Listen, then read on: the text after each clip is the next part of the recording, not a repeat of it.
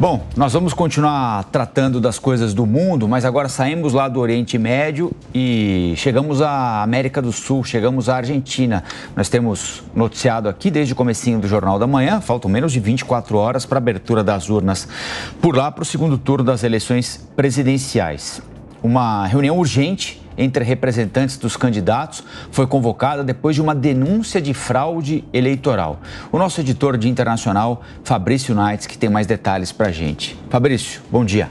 Bom dia, Rafael. Bom dia, Lívia, a todos que acompanham o Jornal da Manhã. A Justiça Eleitoral argentina convocou às pressas os representantes das campanhas, tanto de Sérgio Massa quanto de Javier Milei, para tentar acalmar as tensões às vésperas da eleição, do segundo turno da eleição marcado para este domingo. O que acontece é o seguinte: após o primeiro turno, quando Sérgio Massa ganhou ali com cerca de 37% dos votos, Milei ficou em segundo com quase 30% dos votos, a irmã de Javier Milei, Karina Milei, e um advogado, Santiago Viola, ligado à chapa do Libertário, acusaram ali a guarda, a Gendarmeria Nacional Argentina, responsável ali, uma espécie de guardião da urna eleitoral, de fraudar certas urnas, alterando os votos a favor de Sérgio Massa. Essa foi uma denúncia que foi apresentada oficialmente pela chapa de Javier Milei, mas que a Justiça Eleitoral tratou ali rapidamente de dizer que era improcedente. Inclusive, o próprio advogado, Santiago Viola, afirmou numa entrevista essa semana que a maior parte das informações que eles receberam para apresentar essa denúncia veio, na verdade, de redes sociais. Não foram informações apuradas pela própria equipe de campanha de Javier Milei. Mas as tensões continuaram mesmo assim. E a expectativa que a gente tem amanhã é de um resultado apertado, independente do vencedor, o que pode levar, assim, a acusações de fraude, tanto de um lado quanto do outro. A gente lembra que na Argentina, diferente do Brasil, não há urna eletrônica. Quer dizer, há urna eletrônica também, mas a maioria dos votos são feitos ali por papel, pelas boletas, como eles chamam. O que os candidatos, então, combinaram? As equipes dos dois candidatos. As 105 mil sessões eleitorais espalhadas por todo o país terão pelo menos 2 fiscais, um de cada candidato, ou seja, mais de 200 mil pessoas convocadas para conferir, assegurar que não haverá nenhum tipo de fraude durante o processo eleitoral marcado para amanhã.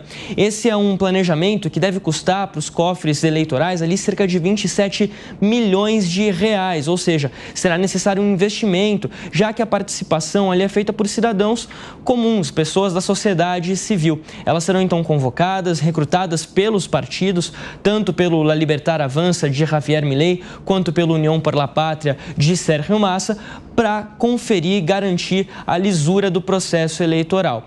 A gente sabe, então, muita expectativa por essa eleição. Essas denúncias de fraude movimentaram o debate nas últimas semanas. O próprio Javier Milei falou que tinha conhecimento de um caso de fraude que colocaria em dúvidas, de fato, o resultado das eleições, mas não apresentou nenhuma prova concreta do que ele afirmou. Mas, de fato, uma expectativa muito grande e uma tensão que vai crescer ainda até domingo, a data da abertura, o horário, melhor dizendo, da abertura das urnas lá na Argentina. Fabrício Naitz, e detalhes sobre esse burburinho. A gente pode trazer o professor Paulo Velasco novamente. Professor, o Fabrício estava contando aqui para a gente, né? Denúncia de fraude eleitoral sem comprovação. A gente tem o professor Paulo Velasco com a gente ainda ou não? Temos aí, professor. Né, professor? Denúncia de fraude eleitoral sem comprovação. A mesma coisa que aconteceu aqui no Brasil, com o ex-presidente Jair Bolsonaro denunciando sem prova fraude em urna eletrônica. Ele foi até punido por isso, né? Ele é inelegível hoje por causa daquela reunião que promoveu no Palácio da Alvorada, quando convocou embaixadores para dizer que eles não deveriam confiar no resultado da eleição brasileira. A mesma coisa aconteceu com Donald Trump nos Estados Unidos, ou seja, tem um jeito de operar aí que guarda alguma semelhança, especialmente nesses 3 casos, não é, professor?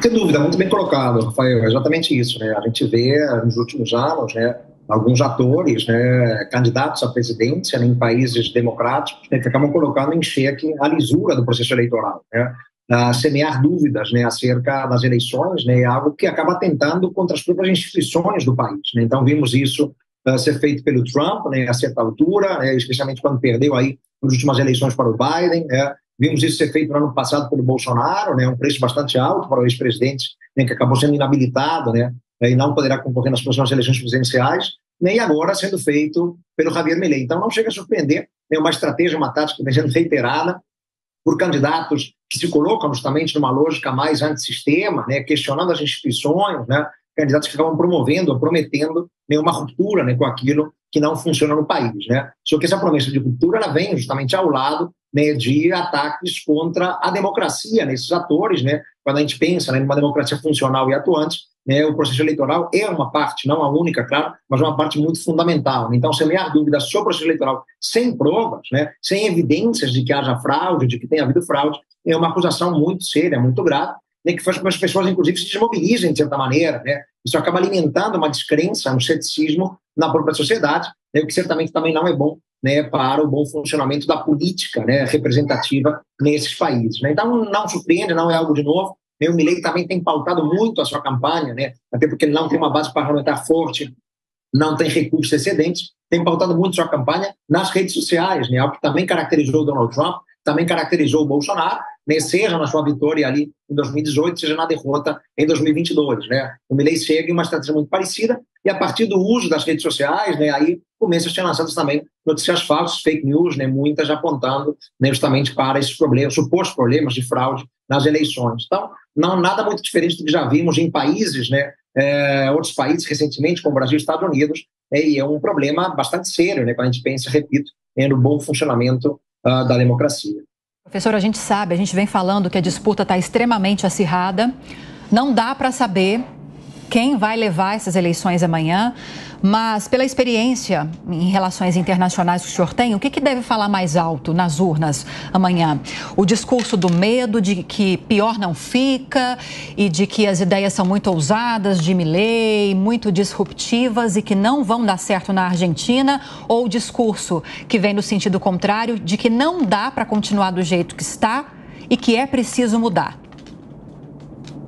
Essa é uma especulação difícil também, muito difícil, Lívia, né? Até porque não dá para confiar tanto, né, em pesquisas eleitorais, né? E na Argentina as pesquisas apontam para um empate técnico, né, entre os dois candidatos, né? A gente olha também em países recentemente, né, em que as pesquisas apontavam, né, para o resultado e acabamos vendo algo inverso. No primeiro turno, por exemplo, né, colocavam o Milei à frente do Massa, o Massa acabou ficando à frente do Milei, né? Então é difícil saber, né? A certeza que temos, e a única que podemos ter, né, olhando para o quadro político na Argentina, né, é que os argentinos estão em grande medida exauridos, né, cansados demais, né, com o que tem sido a realidade do país nos últimos 20 anos, né? Não apenas algo iniciado no governo Fernandes, mas algo que vem de longa data. É um país em crise socioeconômica muito profunda, muito aguda, né?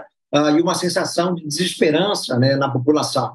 Ninguém suporta mais o que está acontecendo. Só que do outro lado, né, vem um candidato que é heterodoxo demais para os padrões argentinos, né? A Argentina está muito acostumada, né, àquele jogo político entre o peronismo e o antiperonismo, né? E o Milei está fora disso, ele é diferente disso tudo. Ele não é um antiperonismo típico, tradicional, né? Ele propõe rupturas muito profundas, né, muito duras, que acabam assustando a população argentina, né, e criando nela, né, um temor, né, de saltar no vazio, né? Quer dizer, apostar, né, por um candidato que é desconhecido em grande medida do ponto de vista político, não tem bagagem política, né, pelo menos não, né, antes de se eleger deputado há 2 anos, né, e é um personagem que promete mudanças que são assustadoras, né, para muitos argentinos, né, um corte radical de gastos públicos, né, os argentinos dependem muito do assistencialismo do Estado, então cortar isso da noite para o dia poderia jogá-los numa situação de ainda maior pobreza, né, que já é muito alta na Argentina, né, então apesar, né, do rechaço e da rejeição ampla ao governo Fernandes, né, do qual o Sérgio Massa é ministro da Economia, né, há um temor na população argentina de apostar por algo tão radicalmente novo, né? Então não surpreenderia uma vitória do Massa explicada dessa maneira, né? Não é um voto de confiança ao Fernandes, não é uma chancela ao peronismo, pelo contrário, né, mas é talvez uma rejeição, né, a um personagem tão excêntrico, né, tão heterodoxo, né, como é o Javier Milei, né, que promete mudanças tão radicais, tão brutas, né, que assustam em grande parte o eleitorado argentino. Professor Paulo Velasco, muito obrigado pela entrevista aqui para a Jovem Pan e até uma próxima.